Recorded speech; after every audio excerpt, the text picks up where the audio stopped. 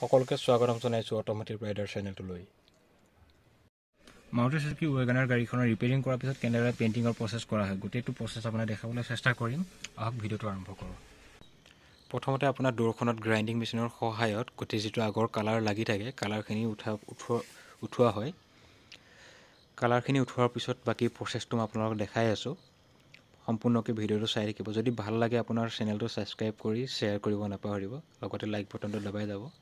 গ্ৰাইণ্ডিঙৰ প্ৰচেছত আপোনাৰ আগৰ যিবোৰ কালাৰ লাগি থকা হয় সেই কালাৰখিনি আপোনাৰ সেই এৰিয়াটোত যিখিনি জেগাত আপোনাৰ দাবা হৈ থাকে বা যিখিনি জেগাত সোমাই থাকে সেই জেগাটোত আপোনাৰ গ্ৰাইণ্ডিং মেচিনৰ সহায়ত আপোনাৰ কালাৰটো উঠাই লোৱা হয়।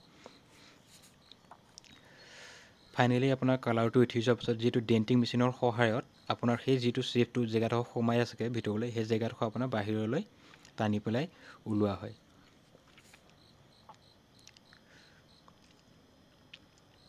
চাওক কি সুন্দৰকৈ গ্ৰাইণ্ডিং মেচিনৰ সহায়ত আগৰ কালাৰটো উঠোৱা হৈ আছে।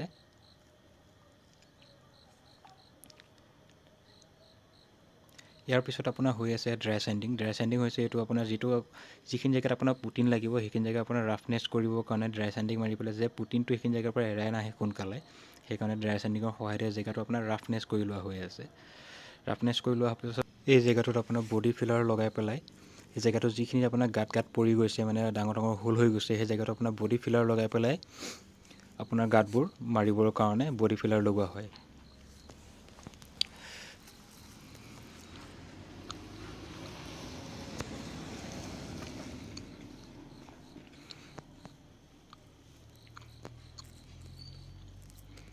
ফাইনেলি আগৰ শ্বেপত আহি গৈছে গোটেই দৰ্জাখন, প্ৰায় 80% শ্বেপ আপোনাৰ সম্পূৰ্ণ হৈ গৈছে। ইয়াত লাগি আছে আপোনাৰ এতিয়া বডি ফিলাৰ। বডি ফিলাৰৰ আপোনাৰ শুকোৱাৰ পিছত হ'ব আপোনাৰ 2K পুটিন। 2K পুটিনৰ আপোনাৰ এইটো জেড আপোনাৰ গোটেই প্ৰচেছটো দেখুৱাই থকা হ'ব। গোটেই ভিডিঅ'টো ভাল চাই থাকিব।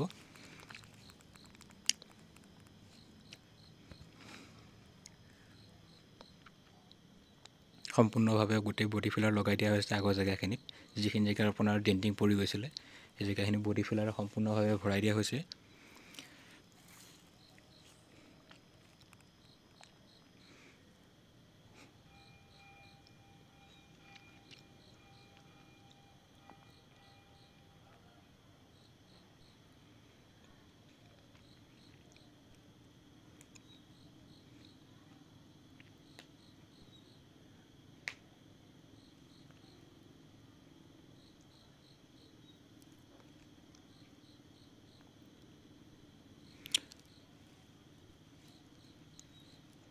বডি ফিলাৰৰ কাম প্ৰায় আপোনাৰ কমপ্লিট হৈ গৈছে। বডি ফিলাৰ আপোনাৰ শুকোৱাৰ পিছত এতিয়া লগোৱা হৈ আছে আপোনাৰ 2K পুটিন। 2K পুটিনৰ পিছত আপোনাৰ আকৌ ড্ৰাই চেণ্ডিঙৰ সহায়ত আপোনাৰ আগৰ শ্বেপলৈ কাটি পেলাই আনিবলৈ অনা হয়। আপোনাৰ 2K পুটিন শুটোৱাৰ পিছত ইয়াৰ আপোনাৰ প্ৰচেছ মই আপোনাক দেখুৱাই আছোঁ আপোনালোকক। আপোনাৰ ড্ৰাই চেণ্ডিঙৰ সহায়ত আগৰ যিটো আপোনাৰ পুটিনৰ ওপৰত যিটো ৰাফনেছ পৰি আছে ৰাফনেছটো কাটি পেলাই আপোনাৰ ড্ৰাই চেণ্ডিঙৰ সহায়ত আপোনাৰ গোটেই ৰাফনেছটো কাটি দিয়া হয়। গোটেই ৰাফনেছটো কাটাৰ হোৱাৰ পিছত ইয়াৰ পিছত হ'ব আপোনাৰ ছাৰ্ফেচাৰ পেইণ্ট।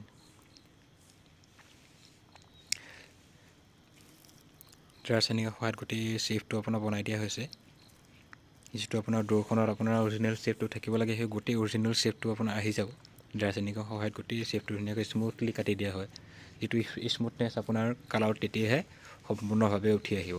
নহ'লে আপোনাৰ ৰিপেয়াৰিং কৰা বুলি গোটেই ডোৰখন উঠা নামা নিচিনা হৈ থাকিব, পিছত ভাল নালাগিব দেখিবলৈ। তাৰ কাৰণে আপোনাৰ ড্ৰাই চেণ্ডিঙৰ সহায়ত গোটেই স্মুথনেছটো অনা হয়।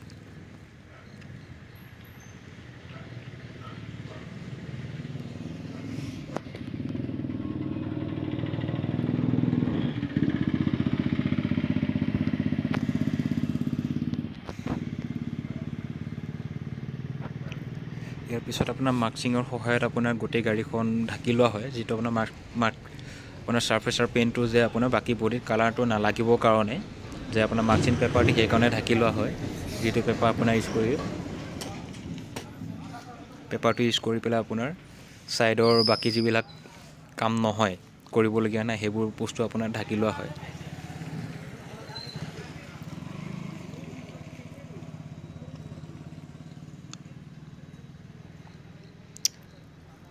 ফাইনেলি গোটেইখিনি কাম কমপ্লিট হোৱাৰ পিছত আপোনাৰ ইয়াত হ'ব ছাৰ্ফেচাৰ পেইণ্ট। চাই থাকক ছাৰ্ফেচাৰ পেইণ্ট কেনেদৰে হয়, কেনেকুৱা কি কৰাৰ পিছত কি হয়।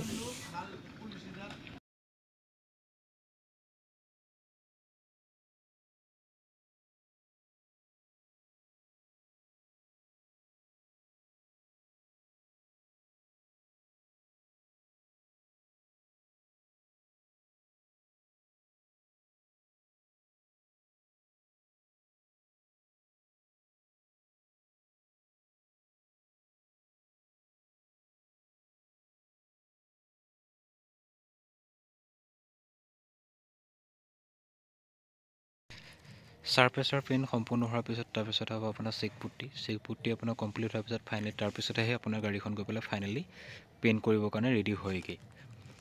আপোনাৰ ছাৰফেচৰ পেইণ্ট প্ৰায় আপোনাৰ সম্পূৰ্ণ হৈ গৈছে গোটেই কামখিনি।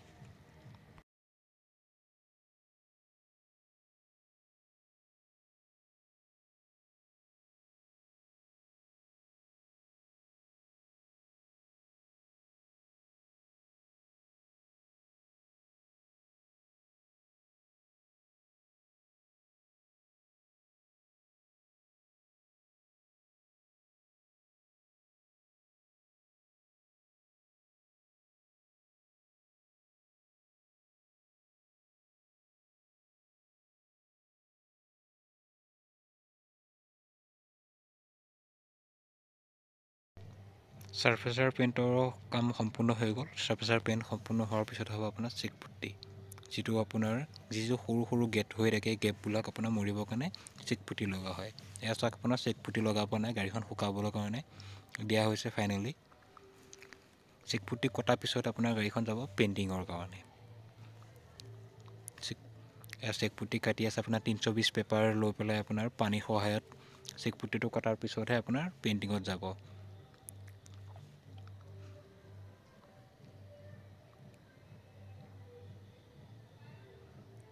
চেক পুট্টি কটাৰ পিছত আপোনাৰ গোটেই যিখন দৌৰ আপোনাৰ কাম কৰা হয় গাড়ীখন আপোনাৰ স্মুথনেছ এটা আহি যায়। স্মুথনেছটো অহাৰ পিছত আপোনাৰ দৌৰখন কাম কৰিবলৈ কালাৰ কৰিবলৈ সুবিধা হয়। ফাইনেলি কালাৰ হৈ অহাৰ পিছত আপোনাৰ হিটিঙৰ প্ৰচেছত দিয়া হৈ আছে। এয়া হিটিং কমপ্লিট হোৱাৰ পিছতহে আপোনাৰ ফাইনেলি গাড়ীখন ৰেডি হৈ ওলায়।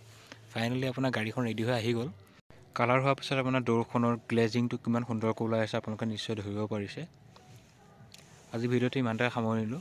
যদি ভিডিঅ'টো চাই ভাল লাগিলে ছাবস্ক্ৰাইব কৰিব নাপাহৰিব। ধন্যবাদ।